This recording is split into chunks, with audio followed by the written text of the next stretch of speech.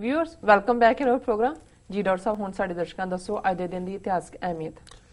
सिख इतिहास के हवाले नाल 1985 च ज्ञानी जैल सिंह ने बतौर राष्ट्रपति भवन च बहुत वड्डा एक समागम किया और जिन्हां फौजियां ने दरबार साहब ते हमले दे वेड़े जिहड़ा उस कार्रवाई दे विच हिस्सा लिया सी उन्हां नूं ऑनर किया जी, उन्हां नूं मैडल दिते गए। और असी देखते हैं कि ईवन इस किस्म का कोई ऑनरिंग समागम 1962 की चीन के नाल जंग 65 या 71 की पाकिस्तान के नाल लड़ाई वेले जिहड़े फौजी मरे या जख्मी सी उन्हां चों किसी नूं ऑनर नहीं सी कीता गया। हुण जिहड़े लोग अज ज्ञानी जैल सिंह का झंडा चुक्की फिरदे ने जिन्हां चों उन्हां दी डॉक्टर गुरदीप कौर दे भी इंटरव्यू आए कि जी नहीं उन्हां दा नहीं कोई पुछ सकदा है उन्हां नूं सारिआं नूं इन्हां दुमछल्लिआं नूं कि भी उसने पहला दरबार साहब आके उस तो बाद भी रेडियो ते जिहड़ा अपना मीडिया नूं दिता उहदे च भी उन्हें जस्टिफाई किया और फिर जिहड़े हमलावर सी दरबार साहब ते अपने शहरीआं नूं मारन वाले अपना अकाल तख्त ढाण वाले उन्हां नूं जिहड़ा है एक बड़ी ग्लिटरिंग सैरेमनी दे विच ऑनर किया गया जी। 1990 दे विच बलवंत सिंह साबका खजाना मंत्री पंजाब इनूं लड्डू भी कहंदे सी निके जे कद पर पक्का ट्रेटर उन्हें जिहड़ा राजीव लौंगोवाल अकॉर्ड भी ਉਹਦੇ ਚ ਵੀ ਇਹ ਬਰਨਾਲਾ और ਇਹ ਬਲਵੰਤ ਲੱਡੂ ਦਾ ਰੋਲ ਸੀ और पूरा ਵਿਕਿਆ ਹੋਇਆ ਜੂਨ 84 ਤੋਂ ਬਾਅਦ ਵੀ ਇੰਦਰਾ ਗਾਂਧੀ ਏਜੰਸੀਆਂ ਦੇ ਨਾਲ ਰਲਿਆ ਹੋਇਆ ਇਸ ਦਾ ਜਿਹੜਾ ਹੈ ਇਸ ਦਾ ਕਤਲ ਹੋਇਆ 1990 ਦੇ ਵਿੱਚ ਅੱਜ ਦੇ ਦਿਨ ਜੀ। ਵਰਲਡ ਹਿਸਟਰੀ ਦੇ ਨਾਲ ਦੇ ਹਵਾਲੇ ਨਾਲ 552 ਦੇ ਵਿੱਚ ਆਰਮੀਨੀਅਨ ਕੈਲੰਡਰ ਦਾ origin ਹੋਇਆ। ਹੁਣ ਜਦੋਂ ਅਸੀਂ ਨਾਨਕਸ਼ਾਹੀ ਕੈਲੰਡਰ ਕਿਵੇਂ ਇਹਦਾ ਭੋਗ ਪਾਇਆ ਇਹਦੀ ਗੱਲ ਕਰਦੇ ਹਾਂ ਤੇ ਫਿਰ ਅਸੀਂ ਦੇਖਦੇ ਹਾਂ ਕਿ ਹਰ ਸੱਭਿਆਚਾਰ ਹਰ ਕੌਮ ਦਾ ਜਿਹੜਾ ਕਿਵੇਂ ਆਪਣਾ ਕੈਲੰਡਰ ਹੈ।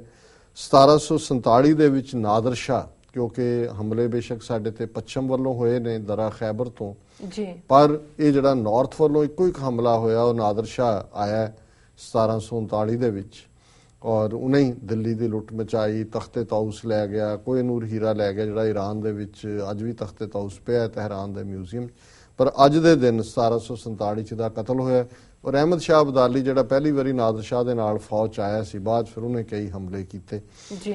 1923 दे विच सारियां इटली दे विच उन्होंने कहा भी जिहड़ी उन्हां दी अपनी पार्टी तो बिना बाकी सारियां गैर फाशीवादी पार्टियां सी उन्हां ते पाबंदी ला दित्ती। 1925 दे विच USSR ने अपनी न्यूज़ एजेंसी तास ये शुरू की। 1928 च जॉर्ज ईस्टमैन ने पहली रंगीन फिल्म ईस्टमैन कलर्स साडे जमाने हुण तां पता नहीं ਫਿਲਮਾਂ ਆਉਂਦੀਆਂ ਸੀ ਲਿਖਿਆ ਹੁੰਦਾ ਸੀ ਈਸਟਮੈਨ ਕਲਰ ਜੀ। 1938 ਦੇ ਵਿੱਚ ਹਾਵਰਡ ਹਫਸ ਨੇ ਜਿਹੜਾ 91 ਘੰਟੇ ਦੇ ਵਿੱਚ ਦੁਨੀਆ ਦੇ ਅਰਾਊਂਡ ਉਹਨੇ ਚੱਕਰ ਲਾਇਆ। 1943 ਚ ਅਮਰੀਕਾ ਔਰ ਇੰਗਲੈਂਡ ਨੇ ਸਿਸਿਲੀ ਦੇ ਉੱਤੇ ਅਟੈਕ ਕੀਤਾ। 1958 ਚ ਪਹਿਲਾ ਪਾਰਕਿੰਗ ਮੀਟਰ UK ਦੇ ਵਿੱਚ ਇੰਸਟਾਲ ਹੋਇਆ ਔਰ 2005 ਚ ਲਕਸ਼ਮਬਰਗ ਨੇ ਜਿਹੜਾ ਰੈਫਰੈਂਡਮ ਕਰਵਾ ਕੇ ਯੂਰਪੀਅਨ ਯੂਨੀਅਨ ਦੇ ਵਿੱਚ ਸ਼ਾਮਲ ਹੋਣ ਦਾ ਫੈਸਲਾ ਕੀਤਾ ਜੀ। ਡਾਕਟਰ ਸਾਹਿਬ ਸਾਡੇ ਦਰਸ਼ਕਾਂ ਦੱਸੋ ਅੱਜ ਦਾ ਵਿਚਾਰ। ਅੱਜ ਦੇ ਵਿਚਾਰ ਲਈ ਅਸੀਂ ਪੰਜਵੇਂ ਪਾਤਸ਼ਾਹ ਦੀ ਰਚਨਾ ਫੁਨਹੇ ਮਹੱਲਾ ਪੰਜਵਾਂ ਦਾ ਇੱਕ ਜਿਹੜਾ ਪੌੜੀ ਜਾਂ ਸ਼ਲੋਕ ਉਸ ਨੂੰ ਚੁਣਿਆ ਜੀ। ਚਾਤ੍ਰਿਕ ਚਿੱਤ ਸੁਚਿਤ ਸੋ ਸਾਜਨ ਚਾਹੀਏ ਜਿਸ ਸੰਗ ਲਾਗੇ ਪ੍ਰਾਣ ਤਿਸੈ ਕੋ ਆਹੀਏ ਬਨ ਬਨ ਫਿਰਤ ਉਦਾਸ बूंद जल कारणे हरेहां त्यों हर जन मांगै नाम नानक बलिहार ने। चातरक की कहानी है रेनबर्ड कहते हैं कि वह सीधा पानी लैंदा मीह का वो किसी छप्पड़ टोबे चों पानी नहीं पींदा वो प्रियो करता है पर पानी सीधा ही लैंदा है डायरैक्ट फ्रॉम द सोर्स जी। चातरक चित्त सुचित वो अपने मन दे विच पूरा सुचेत होके एनलाइटेंड होके वो प्रियो करदा है कि मेरा प्यारा साजन चाहिए कि मैं सज्जन नूं प्यार मतलब इंसानी रूह की गल है कि जिवें चातरक प्रियो करके पानी की प्यास उत्थों ही बुझांदा है त्यों जिहड़ा रब दा प्यार है वो प्यारे दे मिले तो बिना उसकी जिहड़ी है तृष्णा वो पूरी नहीं होंदी। जिस संग लागे प्राण तिसै कौ आईए कि जिहदे नाल तुहाडी जिंद जान जुड़ी होए जिहदा तुहाडी जान प्राण होए उसे दे लई ही तुसी चाहना करो।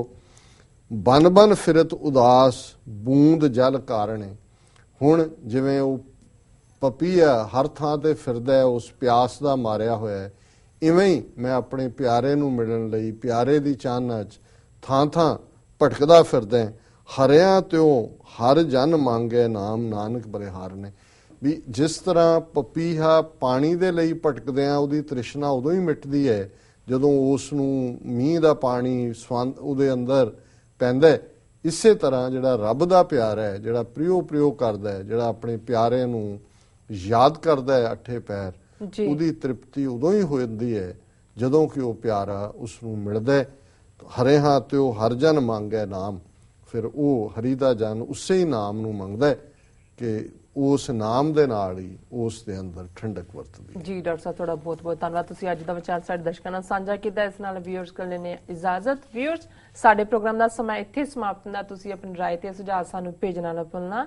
ਸਾਡੇ ਇਸ ਪਤੇ ਤੇ sos@tv84.tv ਤੇ ਅਸੀਂ ਆਪਣਾ ਪ੍ਰੋਗਰਾਮ ਲੈ ਕੇ ਫਿਰ ਦੁਬਾਰਾ ਹਾਜ਼ਰ ਹੋਵਾਂਗੇ। ਤਦ ਤੱਕ ਲਈ ਮੈਨੂੰ ਤੇ ਪ੍ਰਦਰਸ਼ਨ ਵਾਗਿਆ ਦੋ। ਬੁਲਾ ਦਿਓ ਫਤਿਹ ਤੇ ਦੇਖਦੇ ਰਹੋ TV 84। ਵਾਹਿਗੁਰੂ ਜੀ ਕਾ ਖਾਲਸਾ, ਵਾਹਿਗੁਰੂ ਜੀ ਕੀ ਫਤਿਹ।